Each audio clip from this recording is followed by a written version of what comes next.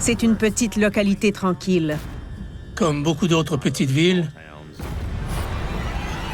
Franklin a aussi un passé sombre. C'est un champ de bataille hanté. Plusieurs hommes ont dû y mourir dans des circonstances traumatisantes. Soudainement, je sens une présence, comme si quelqu'un m'observait. Je ne pouvais pas me douter à quel point les choses allaient mal tourner. C'était comme un film d'horreur. C'est probablement l'une des villes les plus hantées du pays.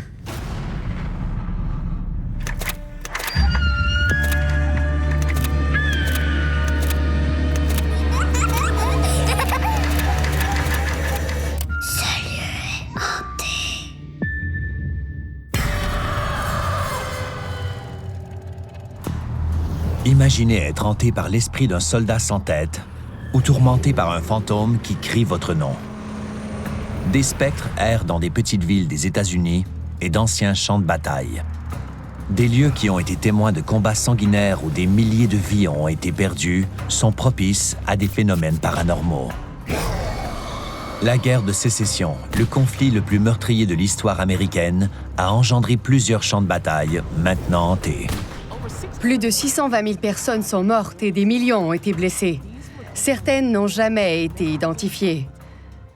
Ces champs de bataille sont vastes et ces villes petites.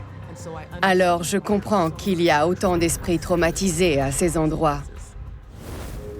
Et l'un de ceux-ci est Clayton, en Caroline du Nord. C'est la quintessence d'une charmante petite ville américaine. Il y a une ambiance particulière. Tout le monde se connaît. C'est une communauté tissée serrée. J'aime travailler et être ici. Je m'y sens chez moi. C'est une vieille ville.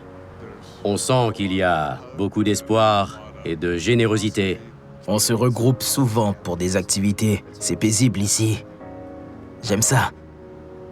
Clayton est juste à côté de Raleigh. Oui, c'est nous. C'est une petite ville qui s'agrandit. Le centre-ville historique est imprégné de légendes fantomatiques où le passé défile dans la rue principale. Quand on marche sur cette rue, on a l'impression de marcher dans le passé. Au fil du temps, des événements malheureux se sont produits. Même avec l'arrivée du chemin de fer en 1829, Clayton demeure une petite ville paisible et rurale. En 1865, elle est témoin de l'une des batailles clés de la guerre de Sécession. Les répercussions ont engendré plus d'un siècle d'apparitions fantomatiques. L'historien James Parker, auteur de Ghostly North Carolina, connaît bien le passé de Clayton.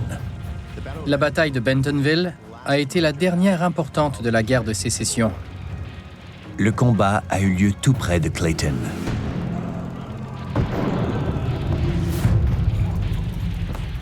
Ces hommes n'ont pas eu un enterrement décent.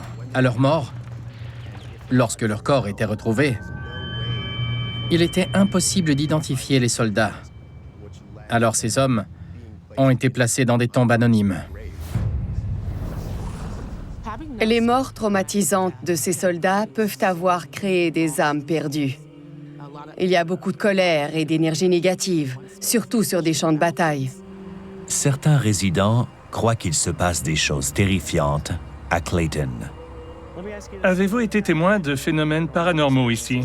Oui. C'est une ville hantée. Il m'est arrivé des choses étranges dans les bois. On a le fantôme d'un homme dans le magasin où je travaille. Et il m'est arrivé de le voir du coin de l'œil. Au milieu du centre-ville, la propriétaire d'un bar est témoin de phénomènes paranormaux effrayants. Entrevue de Malia, prise 1. Je m'appelle Malia Christie. Mon associé Mike et moi sommes propriétaires d'un bar à cocktails et à whisky appelé Revival 1869, situé dans le centre-ville de Clayton. Malia s'est installée à Clayton à la recherche d'un nouveau départ. Je suis venue à Clayton parce que j'avais en tête d'ouvrir un bar très particulier. On désirait créer un espace et une expérience pour sortir les gens de leur vie quotidienne et leur offrir quelque chose d'unique. Mais tout s'est précisé en trouvant le bâtiment. On a eu le coup de foudre. Mais je me suis dit, mon Dieu, quel bazar! Les briques étaient couvertes de panneaux de bois des années 1970. Malia et Mike sont déterminés à restaurer le bâtiment. On a commencé à enlever la peinture et ces lettres sont apparues. D'abord un F, puis un U, ensuite un N. J'ai compris que c'était le mot « funérailles ». Je me suis alors dit que ce serait joli de le garder pour les murs. Sans vouloir faire cliché, j'avais l'impression qu'on avait ouvert une porte et qu'on avait découvert quelque chose de terrifiant derrière. Le bâtiment a autrefois servi temporairement de salon funéraire quand celui de la ville a brûlé et qu'il fallait trouver un endroit pour accueillir les cérémonies funéraires. Les salons funéraires, les églises et les cimetières peuvent être comme des repères pour accueillir des esprits. Un endroit où les esprits sont accueillis, où le souvenir des défunts est célébré, peut attirer toute énergie spirituelle se trouvant dans le coin. Je ne pouvais pas me douter à quel point les choses allaient mal tourner. En découvrant l'histoire du bâtiment, ils font une autre découverte. Au début, c'était de petits détails. Quand on revenait le matin, les pièces de monnaie du tiroir étaient parfaitement empilées sur le comptoir. Et on ne peut pas l'expliquer. Puis, des objets ont bougé.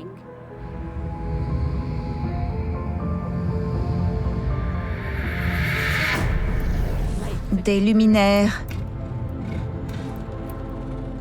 des bouteilles. Soudainement, ce n'est plus notre bar. On n'y est plus à l'aise. Il se passe des choses qui sont hors de notre contrôle. Ce qui est intéressant, c'est de prendre un bar comme celui-ci et de le voir comme un aimant et une épingle. Une épingle frottée contre un aimant transporte une énergie.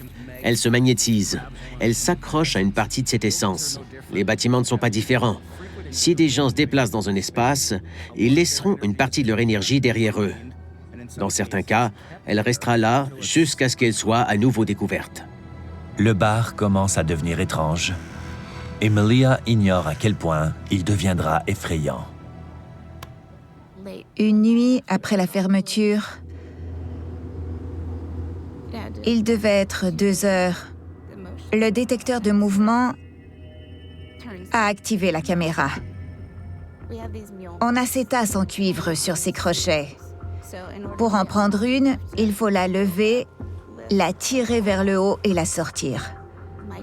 Mike va voir les écrans de caméra et il voit qu'une des tasses a bondi sur le comptoir,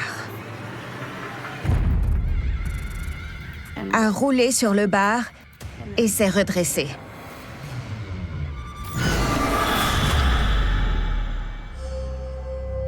Quelque chose du champ de bataille hanté de Clayton essaie peut-être d'annoncer sa présence. On a une échelle qui est attachée au plafond. Une grande échelle de bibliothèque. Il faut être fort pour la déplacer et elle ne bouge pas avec un petit coup. Il faut vraiment lui donner un grand coup pour qu'elle bouge. Un dimanche, alors qu'on était ouvert, on avait des clients assis au bar. Mike et moi étions devant nos ordinateurs au bout du bar. Et sans crier gare, cette échelle, qui est si lourde et si difficile à déplacer, s'est mise à osciller d'avant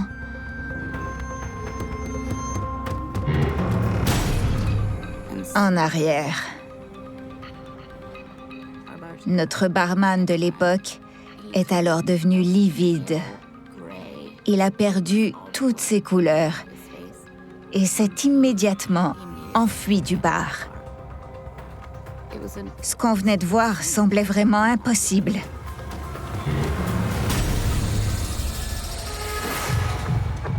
Il s'agit peut-être d'une énergie malicieuse. Elle cherche peut-être à attirer l'attention ou à mieux connaître ses propres limites avec ce type de comportement. Même si l'entité ne se révèle pas, elle veut obtenir l'attention de Malia et de Mike. Et une nuit, elle l'obtient. Après la fermeture, les employés rentrent chez eux. Je reste souvent seul ici pour décompresser et j'aime jouer au piano.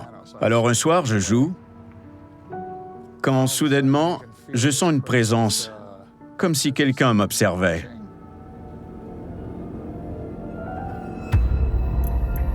Et je sens un poids. Je peux le sentir. Il est presque tangible. Je n'entends rien, mais cette présence est vraiment écrasante. Les esprits gagnent de l'énergie avec le temps. Je crois qu'ils en gagnent lorsqu'ils finissent par obtenir des réponses de notre part, comme lorsque des gens parlent d'eux, qu'ils leur parlent et qu'ils remarquent leur présence. Tout ça augmente leur niveau d'énergie. Les esprits de la guerre de sécession se manifestent d'abord discrètement, puis de plus en plus clairement. Mais ces entités essaient seulement d'avoir l'attention de quelqu'un et d'être remarquées.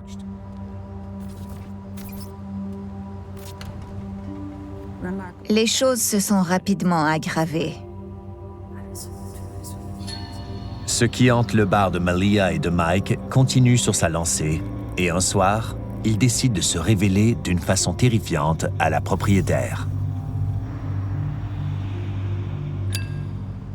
C'était un samedi soir. On fermait le bar. Il ne restait plus que nous. Et on devait nettoyer le bar, tout remettre en place et partir. L'une de mes barmaids marchait et, sur le plancher, il y avait une flaque noire. Ça ressemblait à une grande flaque d'huile. Alors, elle a lavé le sol. Elle a décidé de laver le plancher de tout le bar. Mais le temps qu'elle revienne, la flaque était de nouveau là. Elle a levé les yeux.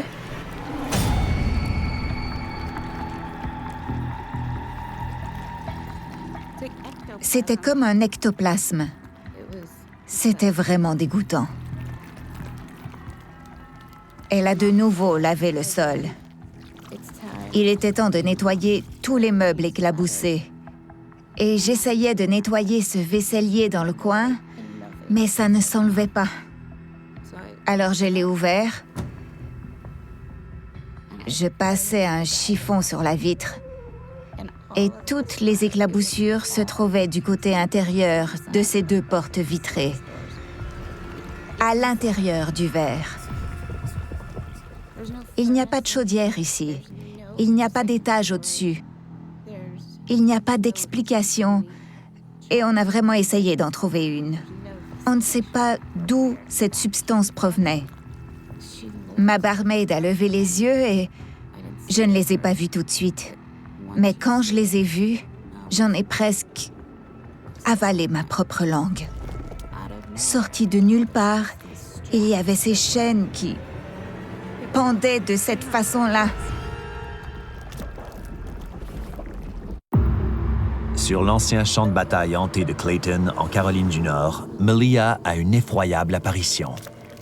Sorti de nulle part, il y avait ces chaînes qui pendaient de cette façon-là.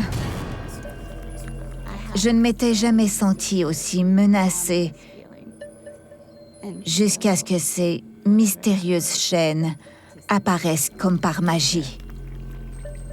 Je ne savais pas d'où elles provenaient. Je n'aime pas être ici. Je n'y reste pas plus longtemps à moins d'y être forcée. Ces chaînes sont-elles des apparitions du passé sanglant de cet ancien champ de bataille hanté? On a tous des histoires sombres. Mais des soldats se sont battus dans la région. Plusieurs choses horribles sont arrivées à des gens qui devaient être de bonnes personnes, ici.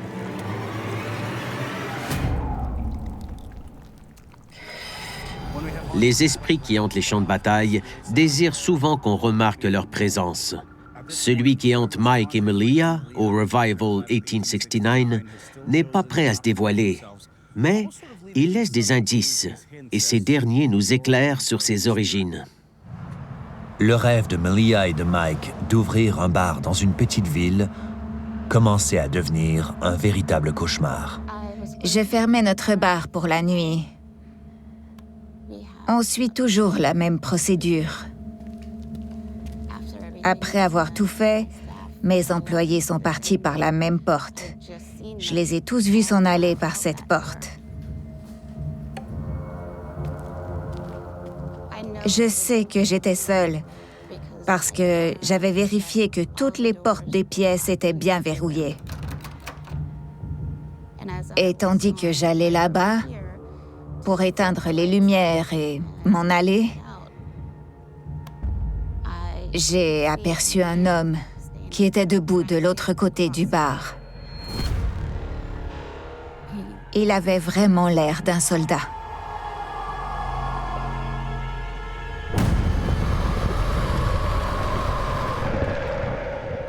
Je voyais juste assez son visage pour savoir qu'il était en colère.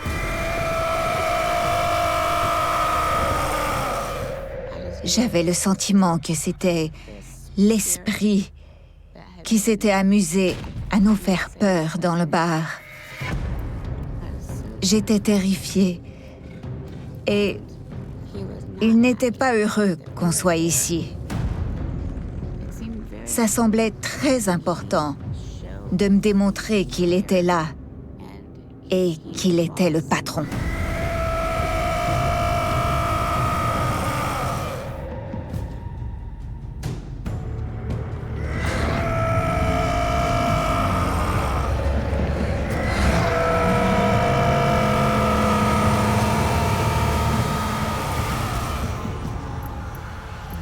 Quand je suis ici, la nuit, j'ai toujours le pressentiment que cette entité est ici, avec moi.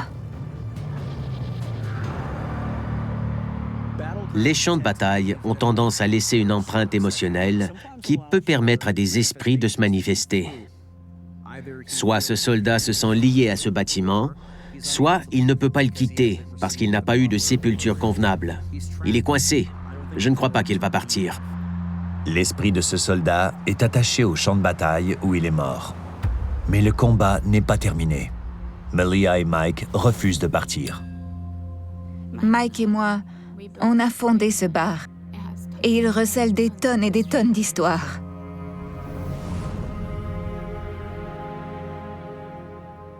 Je veux être ici. Et on cherchait justement un vieux bâtiment qui avait un passé et une histoire à raconter. Mais ce n'est pas vraiment l'histoire qu'on aurait pu deviner ou imaginer. Est-ce qu'il y a un fantôme avec nous en ce moment? Il y en a sûrement un, mais c'est notre bar. On y est en sûreté et je reviendrai toujours ici.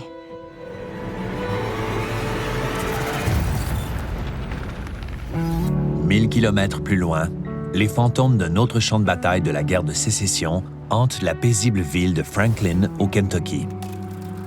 Franklin est une ville charmante. Elle est petite, mais elle se développe. On a de bons restaurants et de belles entreprises.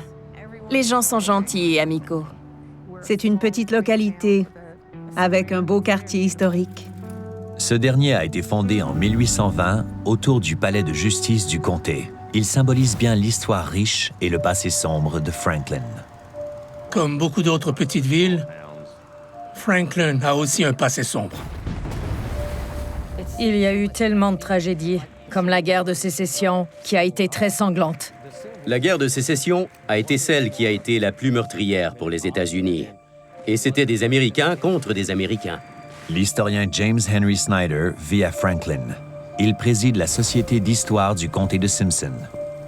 Le Kentucky était l'un des États neutres officiels durant la guerre de Sécession. Mais c'est difficile d'être neutre quand on est au milieu. Des voisins se battaient, des familles voisines. étaient déchirés par cette guerre. Des gens cachaient des soldats dans leurs maisons et on prétendait qu'il y avait des tunnels. Comme il y a eu des milliers de soldats dans la région et que plusieurs y sont morts, ça a suscité beaucoup de tensions. Franklin est un autre exemple d'une ville américaine qui a été marquée par l'horreur de la guerre. Comme il est sur un ancien champ de bataille, l'effroyable énergie du passé est peut-être encore présente aujourd'hui. La ville est hantée. Et elle est partout. Croyez-vous aux fantômes? J'ai eu des expériences à l'Octagon Hall. J'ai senti qu'on me touchait le dos. Et il y avait quelque chose derrière moi. Bon, allons-y.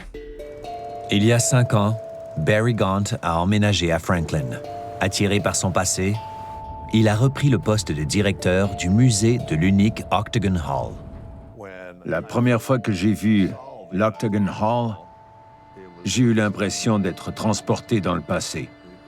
C'est une merveille architecturale. À l'intérieur, les pièces sont toutes des formes différentes. Et ce n'est pas du tout une maison comme les autres.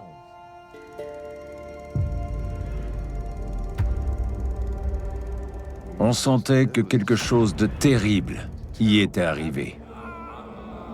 Le bâtiment a servi d'hôpital de campagne durant la guerre de Sécession.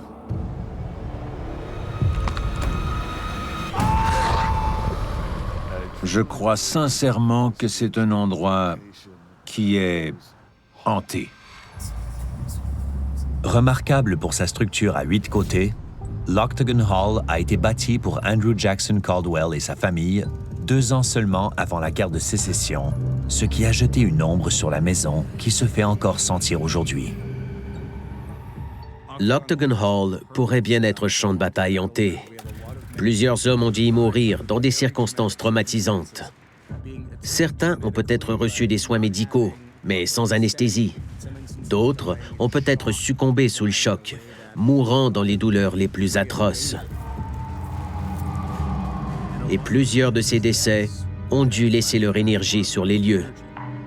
Et cette énergie est une présence lugubre que l'on peut sentir dans toute la maison.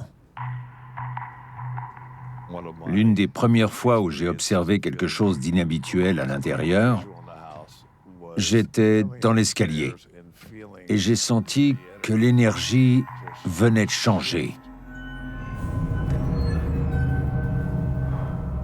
Je ressentais une telle lourdeur que je ne pouvais pas respirer.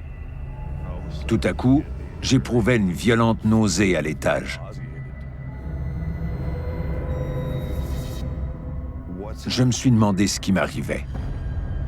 Barry apprend que l'Octagon Hall a été le site d'un horrible carnage. Après une bataille intense, quand le bâtiment était rempli de soldats confédérés blessés, l'armée de l'Union a tendu une embuscade et a massacré tout le monde. Et ils sont ici, sur la propriété, dans des fosses communes. On a encore des circonstances où des hommes seraient morts de manière très violente et vraiment terrifiante. Ils y sont peut-être encore. Leurs énergies errent peut-être en raison de leur décès prématuré. Un jour, une touriste a une effroyable expérience qui révèle le côté horrifiant de l'Octagon Hall.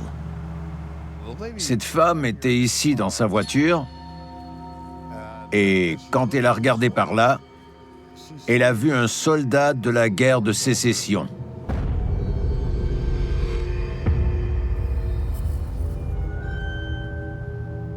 Elle m'a dit, c'est super les interprètes historiques. Ça m'a surpris et j'ai répondu, Madame, on n'en a pas, je suis seul dans cette maison. Elle était perplexe et elle m'a dit, quoi? Oh non.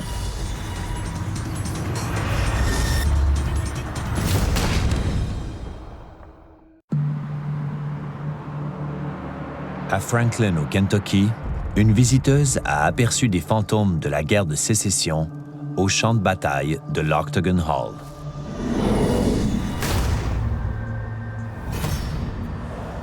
Il y a eu des phénomènes très étranges ici. Et il y en a encore de nos jours. Le bâtiment attire une certaine énergie. Il y a eu des morts violentes. Ça laisse une empreinte. Beth Allen travaille à l'Octagon Hall. C'est une guide touristique. Et elle fait un peu de tout ici dans ce musée. Beth est sur le point de voir la chose la plus effrayante de sa vie.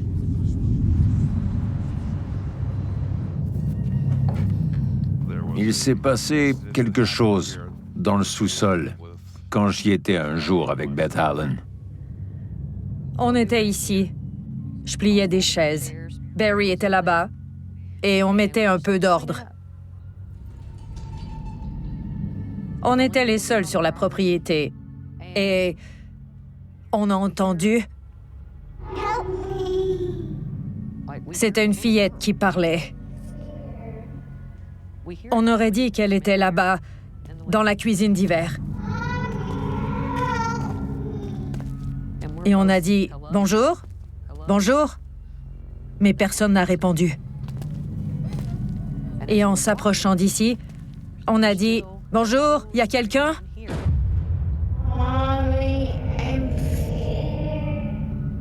Et Barry s'est rendu dans l'embrasure. Il s'est figé. Il n'a plus bougé. J'ai regardé par là.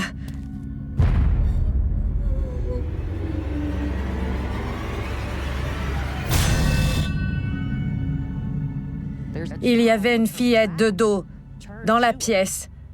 Elle s'est retournée comme ça. Et elle a dit... Et ensuite, on a senti de la chair qui brûle. Elle s'est transformée en cendre. Et on s'est regardés tous les deux, complètement terrorisés. Beth et moi, on s'est dit... Bon sang, qu'est-ce qui vient de se passer? Des recherches révèlent la fin tragique d'une fillette qui a vécu dans cette maison presque à la même époque que la guerre de Sécession. Elle était dans le sous-sol, dans la cuisine d'hiver, quand des tisons ont été projetés du foyer et sa robe s'est enflammée. La fillette a brûlé. Mais elle n'est pas morte tout de suite. Elle a vécu 7 jours d'agonie ici, dans la maison. Voici le lit où elle aurait été étendue avant de succomber à ses brûlures. Mais elle a vraiment souffert. Et on peut le sentir. Ça brise le cœur d'apprendre que quelqu'un est mort de cette façon, et encore plus une enfant, et de savoir que c'est arrivé ici. Cet espace a servi d'hôpital de campagne. Des hommes y sont décédés dans des circonstances difficiles et de grandes douleurs.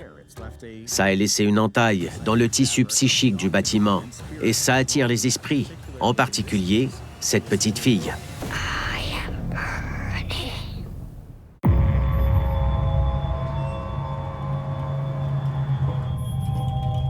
Barry est sur le point de découvrir à quel point il y a des esprits torturés dans son musée datant de près de 200 ans.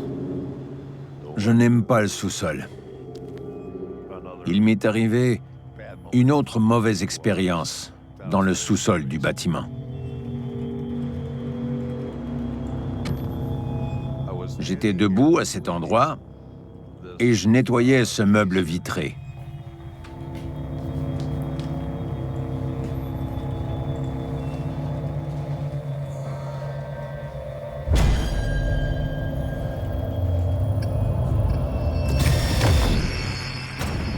On m'a tiré par derrière. Je me suis immédiatement retourné et j'ai regardé partout. Qu'est-ce que c'était? Puis je me suis penché pour continuer ce que je faisais.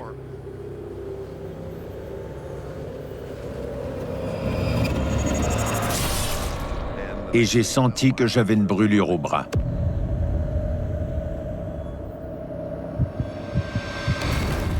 On m'a poussé dans le dos. C'était un coup violent. Je me suis dit, bon sang, je sors d'ici. C'est dans cette pièce que l'armée a ouvert un hôpital de campagne. Et on y faisait parfois des amputations. Vous pouvez imaginer les atrocités qu'il y a eu ici. Tout ce sang et toute cette énergie sont dans cette maison en ce moment. Et restent ici. En raison de cet incident, je choisis quand je viens ici. J'ai peur de venir dans le sous-sol. Malheureusement, je n'ai pas le choix. Mais la nuit, c'est hors de question. Je me dis... Non, je ne vais pas là.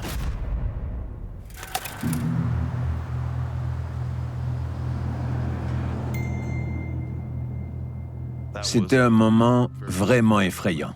Je ne pensais pas que quelque chose pouvait me perturber à ce point-là. Entouré de résidents fantomatiques, Barry continue tout de même de préserver le champ de bataille hanté de l'Octagon Hall. Puis j'ai été témoin d'un phénomène paranormal qui a changé pour de bon ma façon de voir les choses.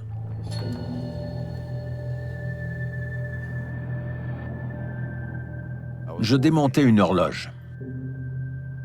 Je voulais la réparer pour m'en servir dans le musée. Avec horreur, Barry découvre qu'il n'est pas seul. Et j'ai dit, mon Dieu, qu'est-ce que c'était? J'ai regardé dans le corridor pour voir s'il y avait quelque chose. Il n'y avait rien. Puis j'ai vu un soldat confédéré. Avec les bras tendus vers ma gorge. J'ai aussi remarqué qu'il n'avait que la moitié de son visage. C'était comme un film d'horreur. J'étais absolument terrifié. Je croyais que j'allais mourir, qu'il allait me tuer. Je sentais que je devais partir et que c'était dangereux. J'ai couru jusqu'ici et je me suis assis sur le porche à l'arrière. Et je ne voulais plus rentrer. C'est un moment horrible que je n'oublierai jamais. Je ne l'oublierai pas. Et je ne veux plus revoir cet esprit. Ça, c'est sûr. Imaginez-vous la confusion d'une bataille. On a un champ de bataille hanté. C'est le chaos. Des gens meurent. Dans ce que Barry décrit, cet esprit reflète ce chaos. Il s'avance vers lui et veut peut-être l'attaquer. Ça fait partie de l'histoire de cette maison. Des horreurs de la guerre. La guerre de sécession a été le conflit le plus meurtrier dans les États du Nord et du Sud. Et cette demeure était au beau milieu de ce qui se passait. C'est un reflet du passé. Cette maison le revit chaque jour. Toute cette énergie spirituelle qui est présente dans le bâtiment a une emprise sur Barry en ce moment. Il est comme le conservateur, le gardien ou le protecteur de cette énergie en quelque sorte. Et ça peut devenir dangereux. Quand on passe plus de temps à communiquer avec les morts que les vivants, il y a matière à s'inquiéter. Barry est maintenant un soldat vivant dans le champ de bataille hanté de Franklin.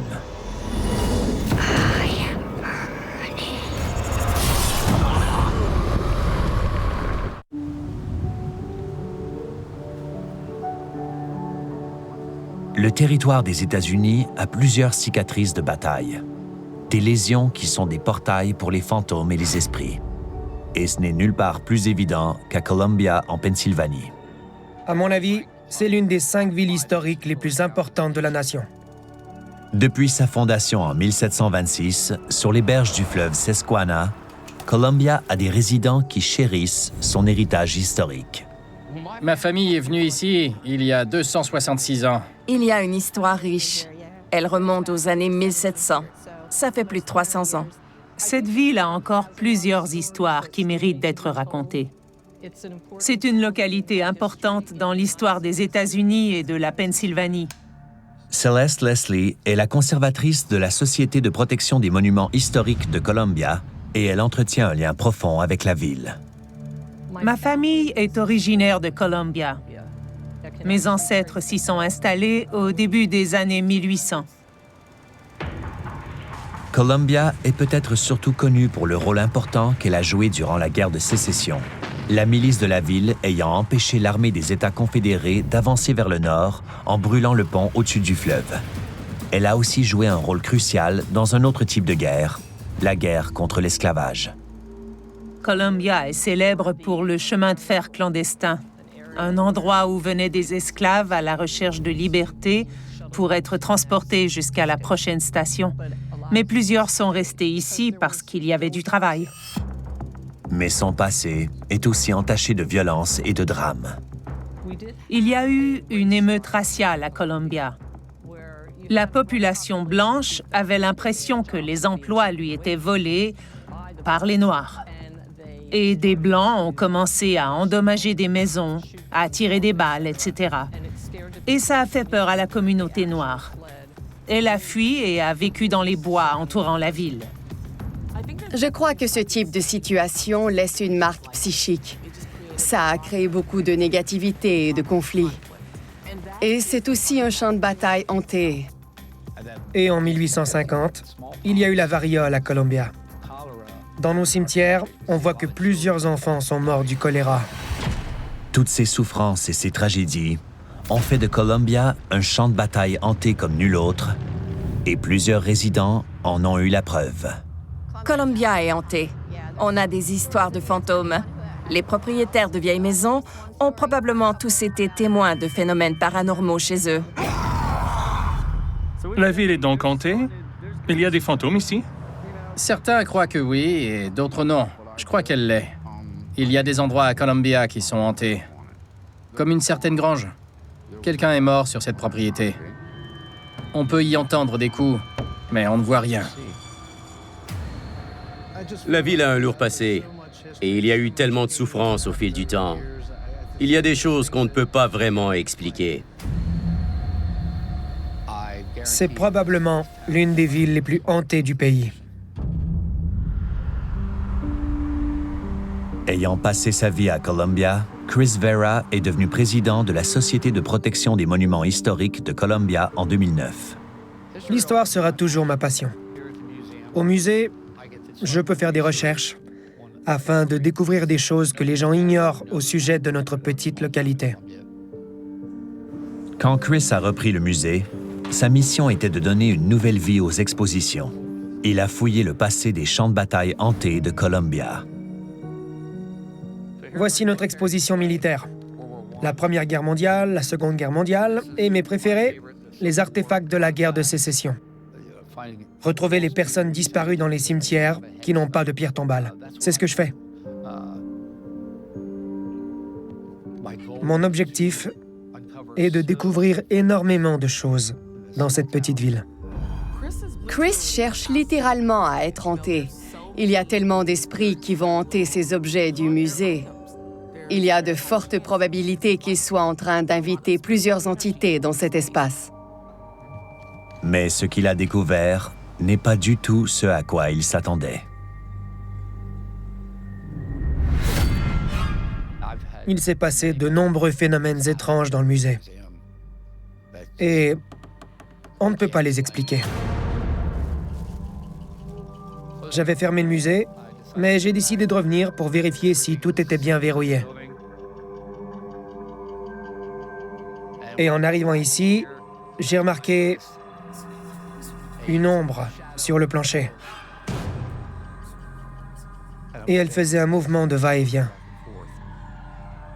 On aurait dit une femme sous un voile. Et tout à coup, boum, elle a disparu. J'ai couru jusqu'à cet endroit, et c'est là que j'ai senti un courant d'air froid. Il faisait vraiment froid. C'était comme si je réveillais les esprits du passé. Puis, un soir, il vit quelque chose de si terrifiant qu'il en est profondément ébranlé. Je parlais à une femme de l'autre côté du comptoir, quand dans ma vision périphérique, j'ai vu une silhouette noire. J'ai regardé de nouveau Et j'ai vu une grande ombre passer devant l'embrasure. Elle n'avait pas de visage. Et c'était une pièce bien éclairée. C'était une silhouette noire, sans couleur. Elle était complètement noire.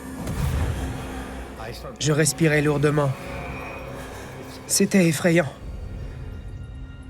Compte tenu du lieu et des artefacts, je crois que ces ombres pourraient bien être la représentation d'un soldat, quelqu'un qui a perdu la vie sur ce champ de bataille hanté. Les recherches de Chris sur ce champ de bataille hanté ont-elles créé un pont que les esprits traversent désormais?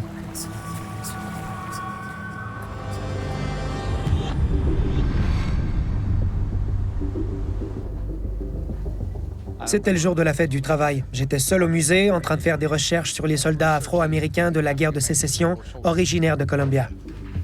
Ces hommes ont combattu dans le 54e régiment du Massachusetts, le premier régiment afro-américain. Plusieurs d'entre eux ne sont jamais rentrés chez eux.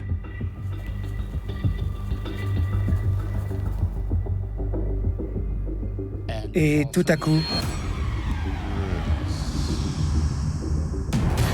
j'entends mon nom. Mes cheveux se dressent sur ma tête. Et quand je me retourne, je vois une silhouette sombre marcher.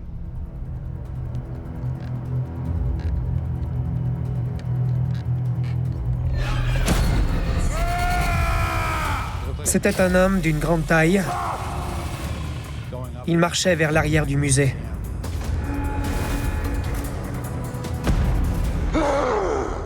Il savait mon nom, et c'était le plus effrayant, parce que s'il le connaissait, ça voulait dire qu'il était là. Ça m'a tellement secoué que...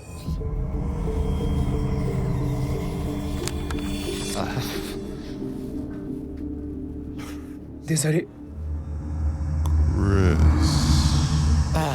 C'est dur. J'ai peur de ce qui se passe parfois.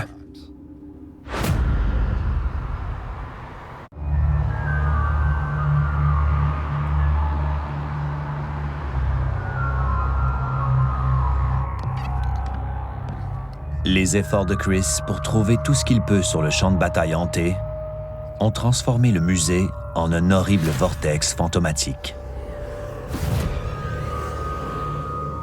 Un esprit veut qu'il sache qu'il est là et lui murmure son nom où il peut l'entendre. Chris se trouve dans la bibliothèque sur la guerre de sécession. Alors ce phénomène paranormal est peut-être relié à une guerre ou à un champ de bataille hanté. Je crois que certains objets que nous recueillons, comme les uniformes, les objets militaires et ceux des collections privées, sont parfois reliés à des esprits.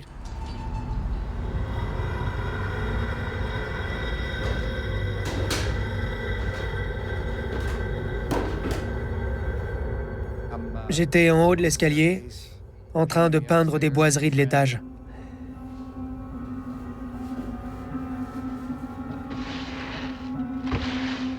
J'ai regardé en bas et j'ai vu une femme flotter, me regarder. Elle lévitait. Les lumières étaient allumées. Je pouvais bien la voir. Elle me regardait. J'ai remarqué que sa robe était presque identique à celle-ci, qui date de 1834. J'ai pris une pause à l'extérieur pour m'en remettre.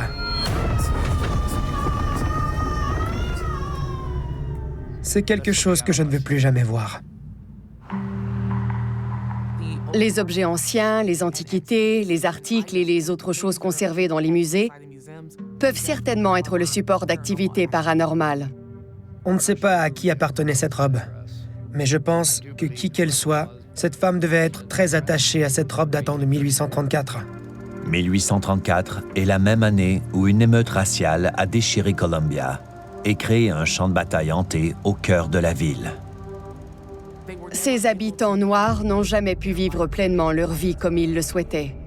Je peux comprendre pourquoi il pourrait y avoir une énergie unique et des fantômes parce que ces gens voulaient vivre une vie normale.